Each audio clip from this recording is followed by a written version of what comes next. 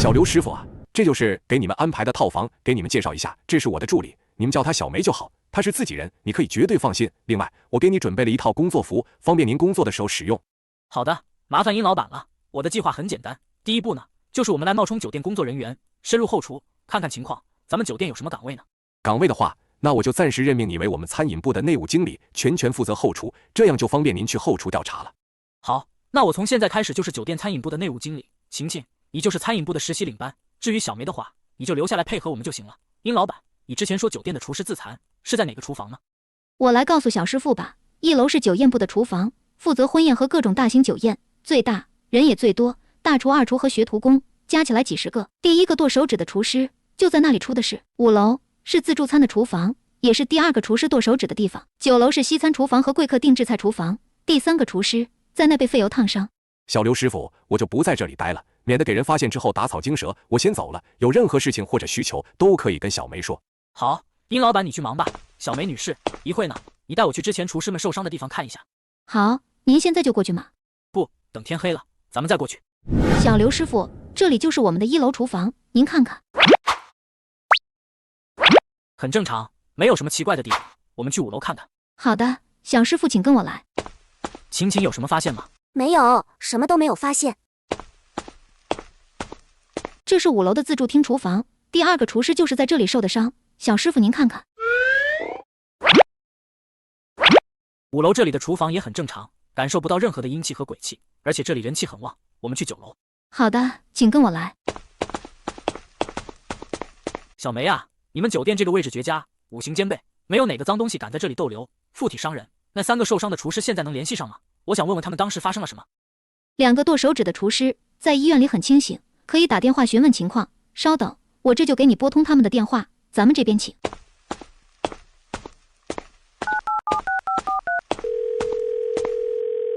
小师傅，电话打通了，你有什么可以直接问。大厨你好，我是酒店餐饮部的内务经理，我想问一下，你当时为什么要斩断自己的手指呢？俺不知道啊，俺当时正在剁烤鸭，脑袋忽然一阵空白，菜刀就剁在了自己手指上，当时也不知道痛，还是别人提醒俺才意识到出了事，俺也很疑惑呢。脑袋忽然一片空白，是有意识还是没意识？俺也不知道怎么形容那种感觉，反正就是模模糊糊，俺也讲不清楚。好吧，那你先好好休息，想起什么了再跟我们联系。小梅，打通第2个厨师的电话。喂，什么事情啊？二厨啊，我是酒店餐饮部经理，酒店想再核实一下你当时切菜砍手指的细节。核实？咋核实啊？难道我的手指切了还是假的啊？你们是不是不想赔钱？没有，不然也不会给你打电话了。我就是想问一下，当时你切手指的时候，脑海中有什么想法、意识或者不对劲的东西？我就很正常地在配菜，然后就迷迷糊糊，什么都不知道了。等我回过神之后，我的手指已经被切掉了，甚至当时切掉的时候都感觉不到疼痛。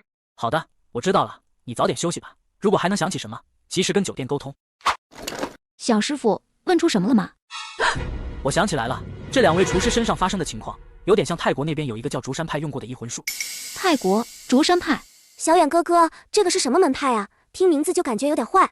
还真被你说对了，这竹山派最早是在明末清初时期创立，在湖广一带流行。这个门派极为隐秘，一代只传3、5人，因为法术邪恶，专肆偷盗采花之举，为正道中人不齿。术派中传言，凡是学习竹山派法术的，必遭雷击。竹山弟子拜师的时候，要在老祖牌位前发誓，情愿来生7世都不得人身，坠落畜生道，才可以拜入门下学习法术。这个门派最厉害的功夫就是偷盗，类似于术派中的五鬼运财术，神不知鬼不觉。就算你的钱放在保险箱里，他也能不破保险箱而弄出来。后来这个门派被正道联盟围攻，活下来的弟子也都远遁南洋，跑到泰国、缅甸那边去了，在那边兴风作浪。没想到这么多年过去了，还有竹山派的影子。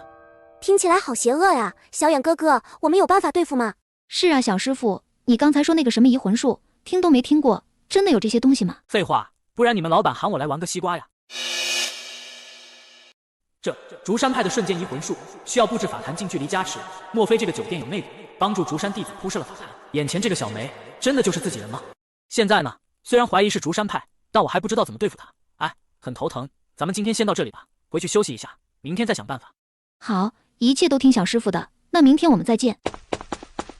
哇，小远哥哥，你的意思是小梅可能不是好人？我可没说呀，也有可能是其他人。不过我刚才说到竹山派的时候，他的脸色忽然变了，虽然很短暂，但我还是注意到了，这是一个疑点。第二，竹山派弟子做法和一般的术派有所区别，他们需要布置法坛近距离才能操控，所以我断定酒店的某个房间内一定有布置法坛，我们只要找到那个法坛，顺藤摸瓜就能揪出背后的妖人了。哇，小远哥哥真厉害！我对你的崇拜如长江之水滔滔不绝，又如黄河泛滥一发而不可收拾。只是这酒店一共有10几层，而且每一层都有很多房间，我们难道一间一间的找吗？那也太难了，而且还会被对方发现，肯定会打草惊蛇。那时候妖人逃了，我们白辛苦一场。不得不说，你分析的还是很有道理，不过也不是完全没有办法，因为法坛所在的地方气场不一样，我现在只能凭着罗盘和自身感应，胡乱试一试了。你跟着我，一前一后做掩护。咱们挨个楼层查看。好呀，那咱们什么时候动手呢？当然是趁着夜黑人静的时候了，等10点左右吧。酒店大部分人都休息了之后，咱们就可以行动了。谁呀？小刘师傅，是我，小梅。8楼厨房又出事了，一个厨师忽然撞邪，持刀伤人，你们赶紧去看吧。刚才发生的吗？那咱们赶紧过去。还好没有割到大动脉，还有呼吸，只是吓得晕了过去。为何要持刀伤人？他跟你有什么仇恨呢？不是我砍的，我什么都不知道，我脑袋空空的，一片空白。我发誓，我和同事无冤无仇，而且还是好朋友。好朋友？有你这样当好朋友的吗？老2、老3，把他带回去。谁是酒店的负责人？你们谁联系一下，让他负责一下伤者的事情，赶紧送医院。好的，警官，我这就安排人将伤者送到医院。行，嫌疑人我们先带走了，剩下的事情你们和伤者自行协商吧。这妖人似乎在挑衅我呀，不然为什么偏偏这个时候弄这种事情？可恶！不知道晴晴那边调查的怎么样了？小远哥哥，我在6楼电梯口的垃圾桶这里看到了一些香灰，正对面就是助理办公室。刚才里面还传来一阵奇怪的声音，我在电梯口等你。小梅啊，我先回去洗澡了，明天咱们再查。好的，经理你去吧，这里有我就行。医生啊，你们120的车就在下面，直接安排人把他送到医院吧。没有打草惊蛇吧？有没有被人发现？没有，我都是悄咪咪的行动。小远哥哥，这个助理办公室是不是就是小梅的办公室啊？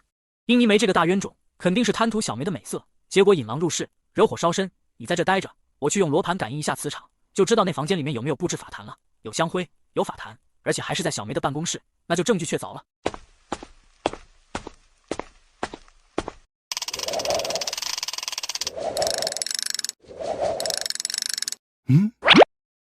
果然有磁场波动的气息，看来真相即将浮出水面了。先去房间，然后通知殷妮梅来个抓贼拿赃。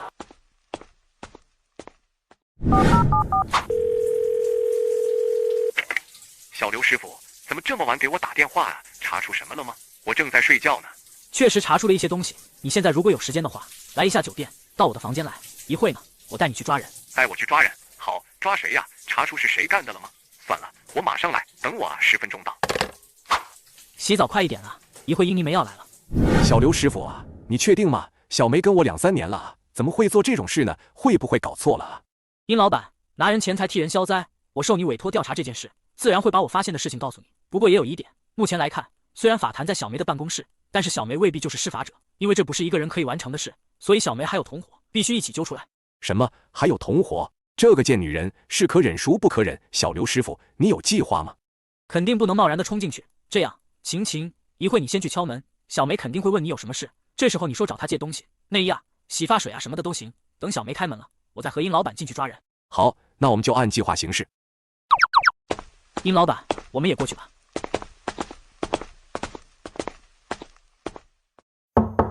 谁呀？小梅姐，我是晴晴，我洗澡的时候不小心把发卡踩断了，这大晚上了也找不到地方买，你那有吗？借我一个呗。哦，发卡是吧？你稍等，我给你拿一个。好的，谢谢小梅姐。悠着点，别露馅。好的，我会小心的。上！妖孽，哪里跑？你这个贱人，为什么要勾结别人来害我？我对你哪里不好了？你玩了姑奶奶3年，1分钱都舍不得多给，被人敲诈也是你的报应。原来真是你个贱货在整我！这3年你吃香的喝辣的，穿名牌开跑车，难道不是我的钱？你竟然勾结外人来害我！你，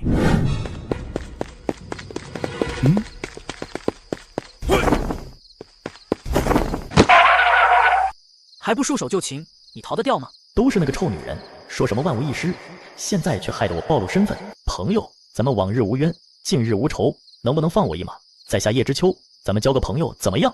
呵呵，我都来找你麻烦了，你还要和我交朋友，你不觉得很好笑吗？不，我并不认为这有什么好笑的。俗话说得好，有钱能使鬼推磨，只要有利益，就算是仇人也会变成最好的朋友。这样吧，你放我一马，我给你100万。我只想问你一句，你用这样的写法害了多少人？这样说，看来你不想和叶某做朋友了，那就去死吧。这是什么？难道是降头？这玩意怎么对付啊？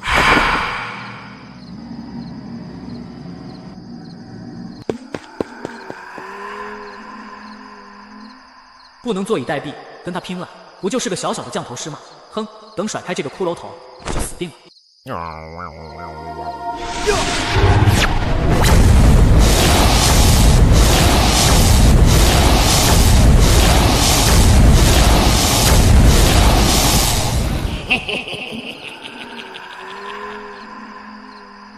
小远哥哥，你怎么在这里啊？坏人抓到了吗？别过来，赶紧回去，这里有降头，快走！哈哈哈哈！笑死我了，臭小子，你用中国的法术对付外国的鬼，今天你死定了！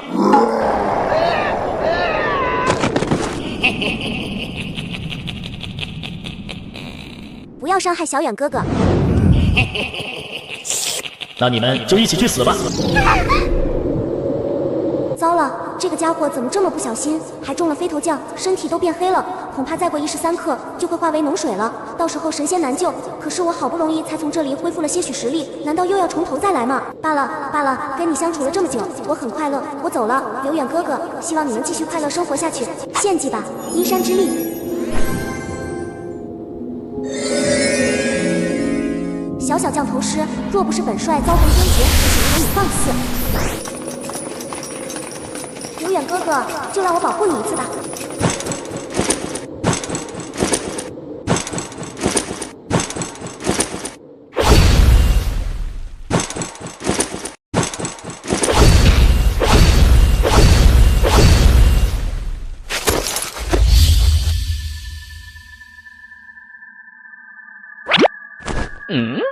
我刚才怎么晕了？想起来了，是那个泰国的降头师。好家伙，一开始跟我求饶，让我放松警惕，好比个大招，差点阴沟里翻船了。晴晴呢？好了没？还有那个降头师呢？这个串是今天下午才买的呀，怎么串在这里？人不见了。晴晴，你在哪？莫非他回酒店了？各位亲爱的小伙伴们，大家好，我是沙雕小道士。本集视频到这里就结束了。本来呢想给大家憋一口气做时长多一点，但是赖不住大家催更的太厉害了，所以咱们就先更新了。俗话说得好，听人劝，吃饱饭。感谢各位小伙伴们的支持和参与啊，由衷的感谢大家，爱你们哟。